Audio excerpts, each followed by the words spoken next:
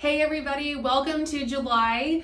Lots of great things to celebrate this month, including our freedom. So I hope you took some time this past weekend and celebrated the 4th of July with those who you care about, and remember what it means to you to be a part of this awesome country.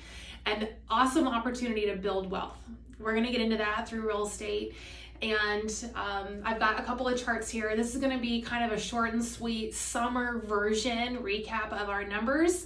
Not to say that I'm discounting anything or not available to answer your indirect questions. So message me, call me, let me know what I can do for you. But I've got 2 increase number charts and 2 decrease in number charts. So let's get into them and get on with all the fun things that we have happening this month and things coming down the pike. So here we go. You guys always want to know about price. So I've hit on what averages look like and what median sales price looks like in Champaign County in the last couple of months. So I'm going to keep both of those charts. And again, I'll summarize like what is the difference and what does that mean? So in the average sales price in all of Champaign County in the month of June, we saw an increase by 4% from June of 2022. So our market appreciated despite all of the interest rate changes that we've had. So we are at $263,000 with some change, and that's an increase, like I said, of 4%. When we think about what the median sales price is and what that is, we're at an increase of 10% with a median home sales price of $235,000. So why is our average so much higher than our median? Well, the median number is half the properties sold below that number and half of them sold above that number. So when our average is significantly higher than what that median number is, it means that there are some really high sales prices that are bringing that average up. So it's not just draw the line half below, half above. That average is being brought up because we're seeing higher sales prices happen in Champaign County. So a little hairy with that number, but just call me and I'll walk you through it if you've got specific questions. All right. So those are my 2 charts that had an increase in numbers, and we're going to now get into the 2 charts that have a decrease in numbers when we look at this month, June's numbers of 2023 compared to June's numbers of 2022. All right, so homes for sale. We saw a decrease in the number of homes for sale. We are down 39% of the homes that were available in June last year versus June this year. Okay, now that's a little confusing because if you look at the chart, we see a little tiny bit of an uptick, but that number is still down 39% from what we saw in June last year.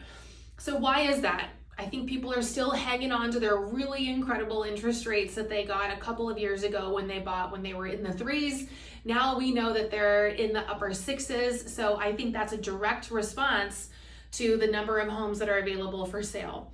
That's still, the number of homes available for sale is still what is driving like the overall housing market. We are not getting into that recession that we saw before because our inventory of houses is still so low. So I think we're still okay with that topic.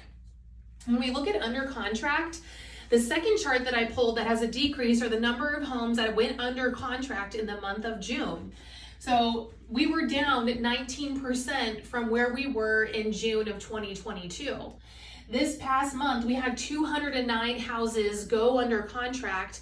And if you look at the chart, that's no surprise. Everything just shifted down a little bit on the scale.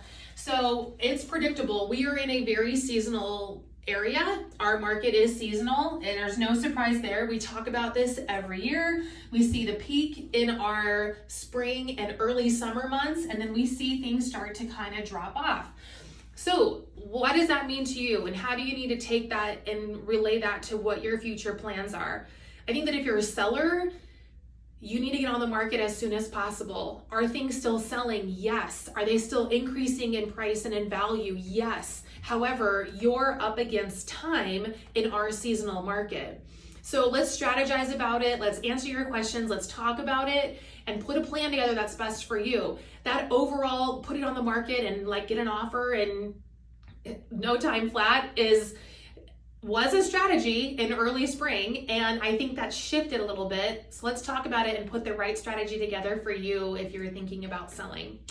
Have a great rest of the day, a great rest of the month. We'll be back again this time, beginning of next month, to recap what happened in July. So until then, enjoy. Thank you.